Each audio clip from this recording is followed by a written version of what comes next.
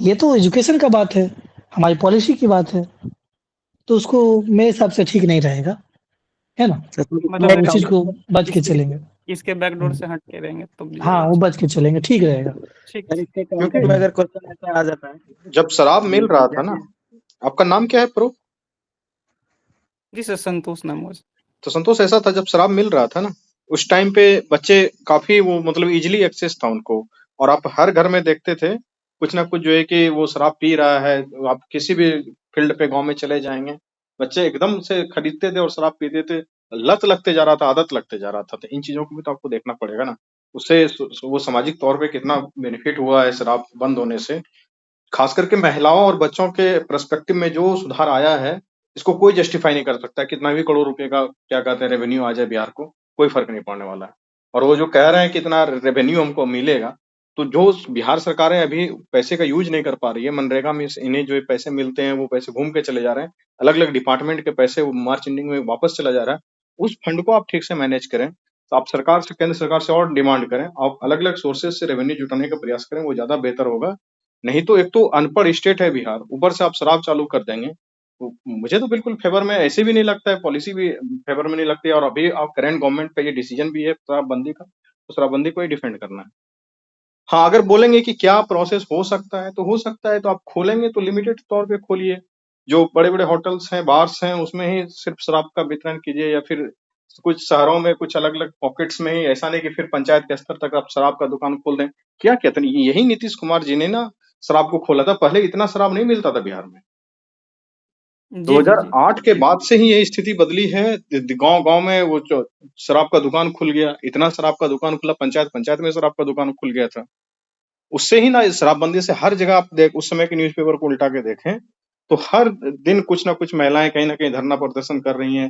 रोज घरेलू हिंसा, हर गांव में झगड़ा। वो शांति कितनी मिली है। लोग अंग्रेजी बोला करते थे वो शराब पी पी करके रोड पे ऐसे ही। आप उसको कैसे कंपेयर करेंगे? उसको कहाँ से प्रशांत किशोर जी जो कह रहे हैं कि हम शराब खोल देंगे, उसको कैसे जस्टिफाई किया जाएगा? कोई बताएगा उसको? कोई जवाब है उनका? जी सर, वही वही बोल रहे थे वो, बाकी तो रेगुलेटेड वे में ही बोल रहे थे, बाकी तो अगर नहीं, सही मतलब। पहले तो बोलना ही नहीं कि हम शराब को खोलने के लिए जा रहे हैं, क्योंकि सरकार की पॉलिसी है। आप जी, सरकार के सीधे सीधे नौकर बनने में जा रहे हैं। आपको जो मालिक कह रहा है जी, तो सुनिए, बात खत्म। लेमन लैंग्वेज में तो ठीक। ये है ना, आप सरकार जी, के जी। सेवक होने जा रहे हैं, जो कहा जा रहा है सुनिए। सरकार बदलेगी, पॉलिसी बदलेगी तो ठीक है, फिर उसमें देखेंगे कैसे उसको लागू किया जाता है, या किस तरीके से लागू करें ताकि कम हानि हो समाज में। ठीक है, ठीक है sir, thank you sir. Okay.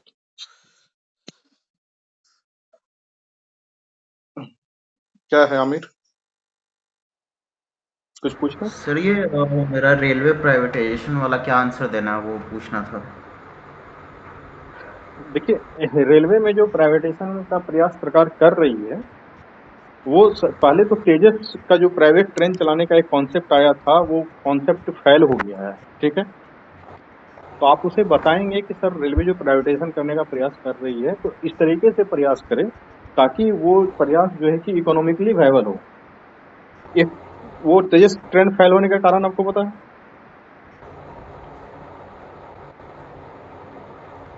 India की पहली हाँ वो प्राइवेट ट्रेन चलती थी, वो सफल नहीं है, इकोनॉमिकली सफल नहीं हुई है। रेवेन्यू उतना जनरेट नहीं कर पा रही थी वो।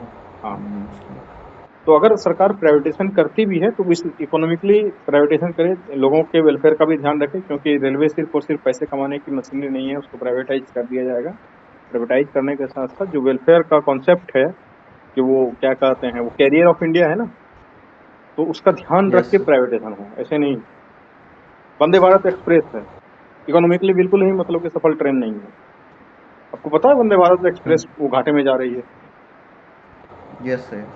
ठीक है, तो इस तरीके के कॉन्सेप्ट, क्योंकि इंडिया अभी भी जो है कि वो एक गरीब देश है, तो उसको, उसके सरकार को हमेशा जो है कि इकोनॉमिक वेलफेयर पॉलिसी के साथ ही प्राइवेटाइजेशन को लाना पड़ेगा, और स्लो स्टेप में धीरे धीरे प्राइवेटाइजेशन को आगे बढ़ाए। प्राइवेटाइजेशन जरूरी है, ऐसा नहीं जरूरी नहीं है। आप प्राइवेटाइजेशन को इस तरीके से समझिए कि मान लीजिए कि सड़क बनाई होती सरकार है, और उस सड़क पे सिर्फ पहले जो क्या कहते हैं वो बिहार राज्य पथ परिवहन निगम की सिर्फ बसें चला करती थी, हरियाणा पथ परिवहन निगम की बसें चलती थी। सिर्फ सरकार यही बोले कि सिर्फ हरियाणा परिवहन निगम के ही बसें रोड पे चलेंगी, तो वो उस क्या कहते हैं रोड का भी फुली यूटिलाइजेशन तो नहीं हो पा रहा है ना, क्योंकि सरकारी गाड़ी चल रही है, प्राइवेट व्हीकल भी चल रही है, तो रोड का यूटिलाइजेशन हो रहा है। उसी तरीके से जो रेल की पटरियां बिछाई गई हैं, सरकार सिर्फ बोले कि हमारी ही रेल चलेगी, जो भी हो रहा है उस पटरी का भी हम प्रॉपर यूटिलाइजेशन नहीं कर पा रहे हैं। तो प्राइवेटाइजेशन जरूरी है, लेकिन वेलफेयर को ध्यान में रखते हुए, और जो पॉलिसी बने प्राइवेटाइजेशन में वो इकोनॉमिकली वायबल हो, जो ट्रेन का कम से कम फेयर हो उस तरीके से बनाया जाए जो कि जनता उसको बेयर कर पाए। नहीं तो तेजस का जो फेयर था वो क्या था, एरोप्लेन के बराबर का फेयर हो गया था, तो लोग एरोप्लेन को फिर क्यों ना प्रेफर करेंगे, आपके ट्रेन में क्यों बैठ के टाइम स्पेंड करने आएंगे।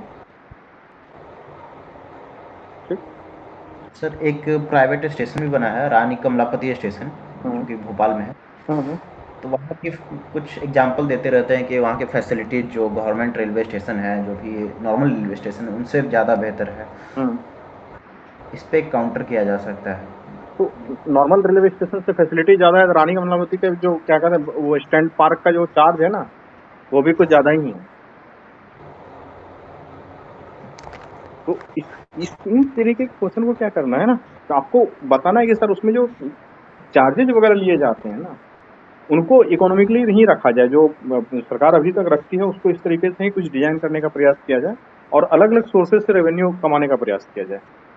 जैसे दिल्ली मेट्रो है, वो अपना सिर्फ उनका टिकट से ही तो उसका रेवेन्यू नहीं आता है, उसके अलावा भी वो बहुत सारे वेंडिंग स्टॉल वगैरह लगाती है, एडवर्टाइजमेंट वगैरह से रेवेन्यू आता है। तो अलग अलग तरीके से जब आप रेवेन्यू को कमाएंगे ना, तो सिर्फ वो आपको जो है कि टिकट फेयर पे डिपेंड नहीं रहना होगा, और उस स्थिति में ही आप टिकट के फेयर को क्या कर सकेंगे, इकोनॉमिकली वायबल बना पाएंगे।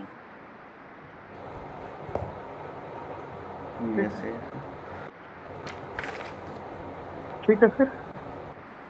सर एक पॉइंट जाते जाते ऐड कर लेते हैं। वो सर विवेक देवराय जो कमेटी सेटअप किए थे, तो वो बोले भी थे कि एक कॉन्फ्लिक्ट ऑफ इंटरेस्ट होगा वो प्राइवेट और उसके बीच में। बाकी सर अभी रिसेंटली में 2-3 एक्सीडेंट हो गया, तो एक्सीडेंट वाले सिस्टम में जो भी इंफ्रास्ट्रक्चर इंप्रूवमेंट की बात करेंगे, चाहे वो रेलवे ट्रैक की बात हो, सिग्नल ट्रैकिंग की बात हो, या फिर इम्प्रूव्ड सेफ्टी की बात हो, प्लस वो जो हाइजीन वाला भी केस आता है कि लाइक खाना वाना में भी बहुत ज़्यादा कुछ निकल जाता है, लाइक कॉकरोच वगैरह या कुछ भी, जिससे थोड़ा फूड पॉइजनिंग वगैरह केस बनता है, तो उस वाले में भी। और ट्रैवल टाइमिंग की बात करें, जो बार बार डिले होता है, अब due to delay in time बहुत सारा प्रोसेस, जैसे मालगाड़ी वाले में बहुत सारा लॉस हो जाता है, प्लस जो पीपल टाइम पे जाना चाहते हैं उस वाले में कहीं ना कहीं प्राइवेटाइजेशन से एक बेनिफिट है, जो भी बेनिफिट ऑफ डाउट हो वो थोड़ा सा है उसमें। बाकी तो सर जो पॉलिटिक बोला जाता है। बिल्कुल बात सही है पॉइंट तुम्हारा। दिल्ली का यहाँ पे सबसे बड़ा रीजन होता है कि ट्रैक फेलियर्स होते रहते हैं मोस्टली। और अभी मैं जहाँ पे अभी स्टेशन है, वहाँ पे शाम में 2 वंदे भारत चलती है। अब वंदे भारत को टाइम पे चलाने के लिए वो लोकल को लेट करते हैं, ये होता है। ये तो हो ही रहा है। एक वंदे भारत 50 किलोमीटर के आसपास के क्या कहते हैं ट्रैक्स को डिस्टर्ब करके चलती है, तो ये इसके तो वैल्यूज हैं वो। और कोई ऐसा नहीं है कि वंदे भारत की स्पीड बहुत है, एवरेज स्पीड उससे भी 60-70 किलोमीटर पर आवर की ही निकल रही है। बाकी सर वो एक्सीडेंट वाला सर जो कवच का जो सिस्टम वगैरह है, तो वो फेल है या फिर जो भी पायलट बेसिस पे है, तो अभी वर्क ऑन करने के बावजूद भी इस तरीके का क्यों एक्सीडेंट हो रहा है, तो उस पर थोड़ा तैयार कर लीजिएगा सर। मतलब मेरा एक आर्टिकल आया देखिए, मैं बताता हूँ रेलवे की जो प्रॉब्लम्स हुई ना, उसके प्रैक्टिकल चीजों को मैं बता देता हूँ। सबसे पहला जो मोदी गवर्नमेंट आने के बाद इन्होंने क्या किया कि जितने भी क्या कहते हैं इलेक्ट्रिक वो डीजल लोकोमोटिव थे, सबको उन्होंने इलेक्ट्रिफिकेशन कर दिया। सबको एक साथ इलेक्ट्रिफिकेशन करने में इतने इन्होंने इन्वेस्टमेंट लगा दिए कि उसका कोई जो और सेफ्टी इंफ्रास्ट्रक्चर वगैरह था, इस पे उनका बहुत ध्यान नहीं जा पाया। ठीक है, जहां जहां डीजल की आवश्यकता थी, डीजल लोकोमोटिव की जरूरत थी, उसको धीरे धीरे करना था। एकाएक करने के चक्कर में उन्होंने इतने सारे डीजल लोकोमोटिव हमारे अभी वो डीजल शेड यार्ड में पड़े हुए हैं, उसका क्या किया जाएगा अभी तक सरकार को पता नहीं है। दूसरा, इन्होंने क्या किया कि सिर्फ जो है कि बढ़िया स्पेशल ट्रेन टाइप का जो क्या कहते हैं प्रीमियम ट्रेन है, उस पर उन्होंने इनका ध्यान रहा, और वंदे भारत वगैरह ट्रेन को बनाने में इतने पैसे इनके चले गए हैं कि उसका वो इकोनॉमिक जस्टिफिकेशन आ ही नहीं पा रहा है। और जो हमारा जनरल ट्रेन पहले चलता था हर तरीके के, जैसे क्या कहते हैं जो स्लीपर वगैरह ट्रेन चला करती थी, या ट्रैक का मेंटेनेंस का पॉलिसी था, वो सब पॉलिसी पे इन्होंने खर्च नहीं किया, इन्वेस्टमेंट नहीं किया ठीक से। उसके कारण आज के समय में ये देखने को मिल रहा है कि आपकी इतनी सारी ट्रेन डिरेलमेंट और ट्रेन दुर्घटनाओं को देखने को मिल रहा है। कवच लगा देने से सिर्फ जो है कि वो दुर्घटना सिर्फ एक तरीके का वो कॉलिजन तो वाला तो दुर्घटना हो नहीं रहा है, इसके अलावा भी बहुत तरीके की दुर्घटनाएं होती रहती हैं ट्रेन में, खास करके डिरेलमेंट है। डिरेलमेंट में कवच क्या करेगा? कवच लगाने हाँ, का वो कॉस्ट भी तो बहुत है। कोलिजन के लिए है कि अगर वो तो आगे एंटी या कॉलिजन पीछे से सिस्टम है मशीन ना। आ रही है तो वो ऑटोमेटिकली रोक देगा हम्म, कवच। लेकिन डिरेलमेंट के केस में कवच काम नहीं करेगा। काम नहीं करेगा। तो इन ट्रैक के इंफ्रास्ट्रक्चर के, ट्रैक के सेफ्टी रूल्स पे जो मैन पावर्स चाहिए होते हैं रेलवे में, मैन पावर का रिक्वायरमेंट बहुत कम हुआ है, तो उन सब चीजों पे भी ध्यान देना पड़ेगा गवर्नमेंट को। मैन पावर रेलवे का बहुत इंपॉर्टेंट फैक्टर है, वो आप उसको जो है कि आप नहीं नेग्लेक्ट कर सकते हैं। सर मुझे एक सवाल करना था कि मेरा रेलवे से क्वेश्चन तो बनेगा ही। हम्म, मुझे लगता है मैं अगर आईआर में जाएगा तो मैं ज़्यादा कंफर्टेबल रहूँगा उसमें, लेकिन रेलवे में पढ़ना पड़ेगा क्योंकि लास्ट टाइम में भी रेलवे से ज़्यादा क्वेश्चन नहीं बना था। वो बस इस बात पे पूछते रह गए थे कि वो टीटी लोग अभी भी क्यों ये मतलब चीटिंग करके सीट दे देता है क्या पैसा ले लेकर, मतलब बहस टाइप का उस टाइप का किया था उन्होंने कि ऐसा क्यों करता है ये लोग। तो मैंने बोला ऐसा सिस्टम नहीं, अब तो वो भी वेटिंग वाला सिस्टम भी हटा दिया गया है। देखिए एक चीज को समझ लीजिए, जो लोग भी जॉब में हैं, जॉब प्रोफाइल से क्वेश्चन पूछा ही जाएगा। अगर आप जॉब प्रोफाइल से क्वेश्चन का आंसर देकर उनको सेटिस्फाई कर देते हैं, तो इसका मतलब ये होता है कि आप अपने जॉब को ईमानदारी पूर्वक कर रहे हैं, और साथ के साथ आप एक अवेयरनेस वाले पर्सन हैं, ताकि सिर्फ आप अपने जॉब को अपना ही काम नहीं देखते हैं, बल्कि आसपास में जो घटनाएं घट रही हैं उससे आप अवेयर रहते हैं। इससे यही सेंस मिलता है ना, इसलिए वो सवाल पूछते हैं। और आप जॉब कर रहे हैं रेलवे डिपार्टमेंट में, आपसे क्वेश्चन का उम्मीद वो नहीं करेंगे तो किससे करेंगे? अगर आप आंसर नहीं देते तो वो नेगेटिव इम्पैक्ट करेगा ही करेगा, और कुछ इतने थोड़े से कम मार्क्स दे देंगे इसके कारण आपका सिलेक्शन रुक जाएगा। सर और दूसरा पॉइंट सर वही वाला ठीक है सर, कि मतलब अगर आप जॉब अपना ये वाला कर रहे हैं उसको ईमानदारी पूर्वक नहीं कर रहे हैं, तो अभी आप जो आ रहे हैं उसमें कैसे करेंगे हाँ, ईमानदारी? उसमें कैसे करेंगे, यही तो बात है ही। तो ये बहुत जरूरी है कि अपने मतलब कि खास करके ये सब जो सवाल वो पूछते हैं, वो बेसिकली जो पेपर में वो पढ़ते हैं वही पूछते हैं। ऐसा कोई बहुत घुस घुस के तो सवाल पूछते नहीं है आपके टेक्निकल डिपार्टमेंट से। यस यहाँ सर। पे सिग्नल मेंटेनेंस में क्या प्रॉब्लम आता है, ट्रेन ट्रैकिंग सिस्टम में क्या दिक्कतें आ रही हैं, इस तरीके का तो कोई सवाल पूछा नहीं जा रहा आपसे ना। तो छोटे छोटे सवाल का आंसर देने का प्रयास करना ही चाहिए, और ये आप सवाल ही समझिए कि आपको आपके जॉब के फील्ड से सवाल पूछा गया है। ठीक है।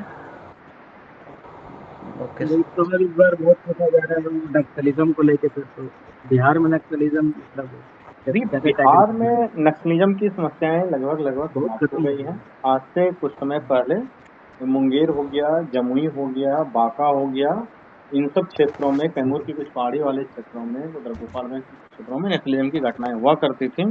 लेकिन माननीय मुख्यमंत्री जी के क्या कहते हैं प्रयासों से एंटी नक्सलिज्म का जो भी अभियान चलाया गया, और साथ के साथ जब डेवलपमेंट की चीज़ों से हर जगह को जोड़ दिया गया, हर जगह गांव में रोड वगैरह है, कनेक्टिविटी वगैरह है, और जो बिहार में डेवलपमेंट आया, उससे नक्सली मूवमेंट लगभग लगभग अब समाप्त हो गया। अब नक्सली मूवमेंट की घटनाएं बहुत रेयर ऑफ द रेयरेस्ट दिखती है, कभी कभी बांका में, मुंगेर में, जमुई में, कैमूर में, इन सब पहाड़ी वाले क्षेत्रों में दिख जाता है। नक्सली एज सच अब बिहार में उस तरीके का कोई उनकी आइडियोलॉजी एग्जिस्ट नहीं करती है, वो मुख्य धारा से धीरे धीरे लोग जुड़ चुके हैं।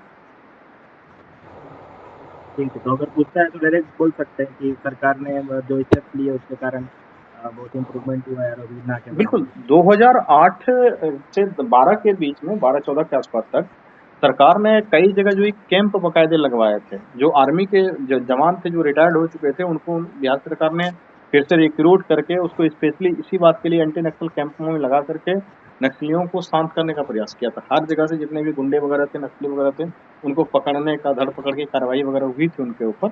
और उसके बाद वो धीरे धीरे उनका जो सरगना था, जो उनका रैकेट था, वो टूटा, नक्सली का जाल टूटा धीरे धीरे।